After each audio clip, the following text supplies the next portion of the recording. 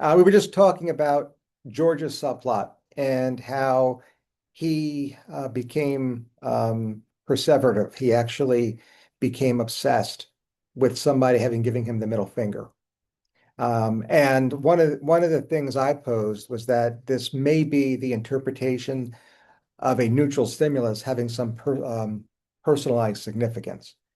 Um, if one and done, if it's a misunderstanding, then it's perfectly normal. Then hopefully there's no escalation. On the other hand, if it's more of a identified more as a pervasive pattern of behavior, if George seems to take personal significance in multiple stimuli throughout the day over time, um, the clinician probably should investigate whether or not it's clinically significant. That is, all right, it's an established behavior, it's an established cognitive process. Um, is it clinically significant in as much as it impairs George's functioning?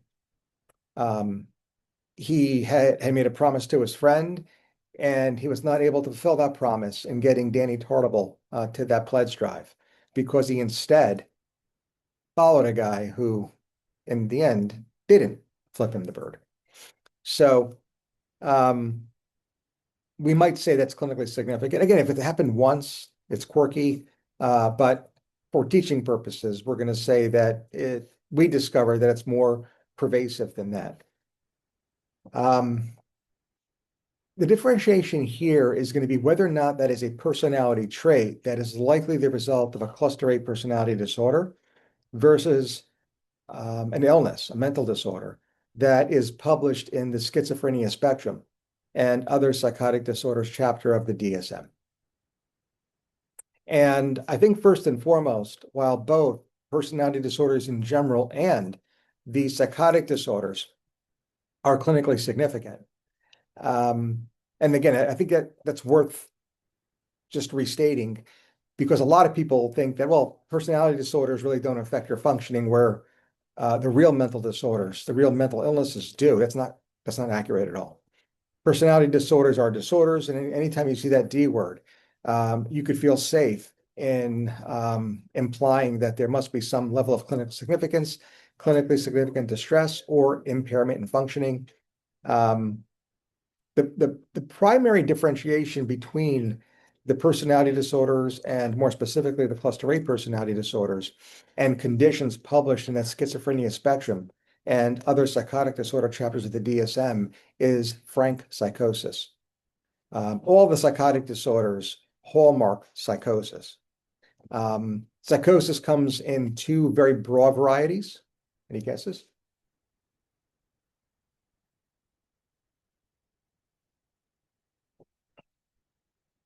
We'll say two and a half. I mean, it is two, but it depends on what perspective you take. It could be two from one perspective versus two from a. So either perspective is correct. When we label someone as psychotic, it usually reaches a threshold of at least one of two identified points. Is it delusional discussion? So I would put that under one broader rubric of reality testing. So reality testing is lost. In any personality disorder, including the cluster A personality disorders, paranoid personality disorder, schizotypal personality disorder, schizoid. By definition, reality testing is not lost. The closest they'll get is kind of approaching this kind of one sentence in that there might be evidence of psychosis in some attenuated form. So there's a devout belief in clairvoyance, but they're not delusional, right? So it's a gray area, right? But psychosis is the line to be drawn between the cluster A personalities and the psychotic disorders. Psychosis, number one, some breach in reality testing, right? Which includes delusions, hallucinations. What's the other part of the rubric? Severe deficit in communication. And communication here is both verbal communication as well as nonverbal communication. Verbal communication, we often think of speech, which is a reflection of thought process. So you'll see that DSM criterion that there are deficits in speech or thought process. The nonverbal communication that is highlighted in the DSM is some bizarre or disorganized behavior.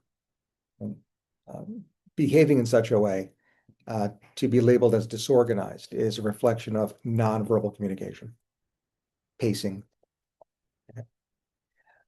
The other way to consider defining psychosis is along the type of symptomology, which cuts across both reality testing and communication. And that is positive versus negative symptoms, which we reviewed just last week. Positive symptoms are the pathological presence of something that at baseline should not be there. Delusions, hallucinations, disorganized speech, grossly disorganized, or catatonic behavior. So again, we pull examples from both of the two previous categories. Negative symptoms, on the other hand, are the pathological absence of something that should be there. So absence of speech, alogia, absence of affect, right? Flat affect.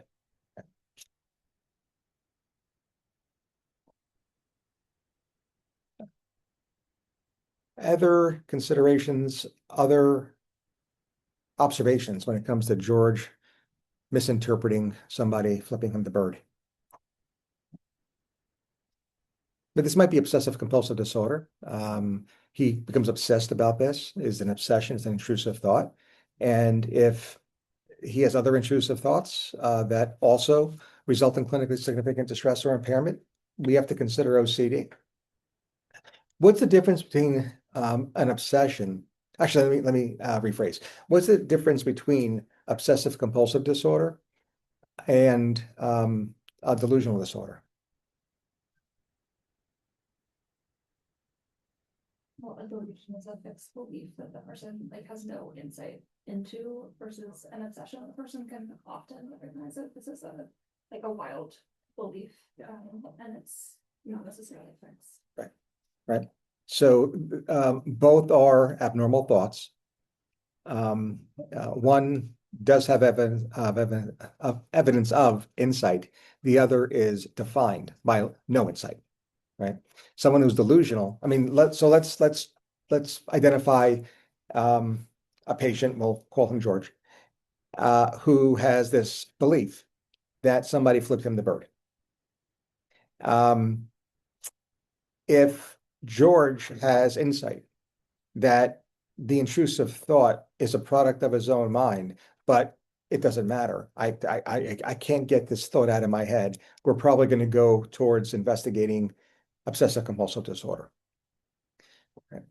In George's monozygotic, that is identical twin, who presents with the same exact chief complaint to the same exact psychiatrist 1 hour later and says, somebody flipped me the bird.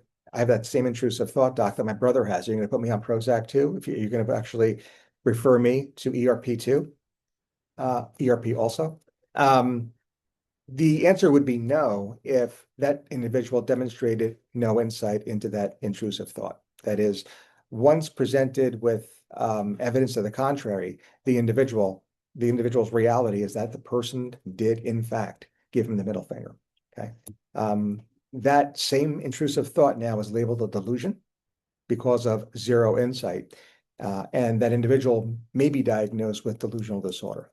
Right. So that's a differentiation. Again, the idea here is that obsessive compulsive, or the difference between obsessive compulsive disorder and delusional disorder is the difference between the abnormal thought. In one case, it is obsession, and in the other case, it is a delusion. And that differentiation is made by insight. If you could picture insight along a continuum, there is evidence of, no evidence of. Other characters, the pledge drive.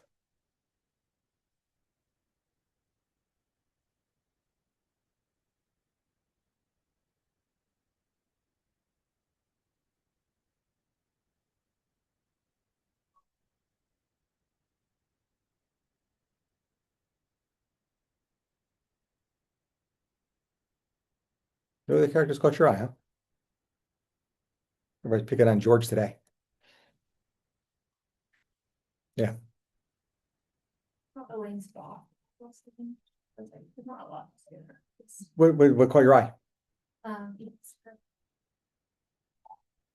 normal. And then they showed everyone doing it. Yeah. That like tripped me out. Uh-huh. Yep.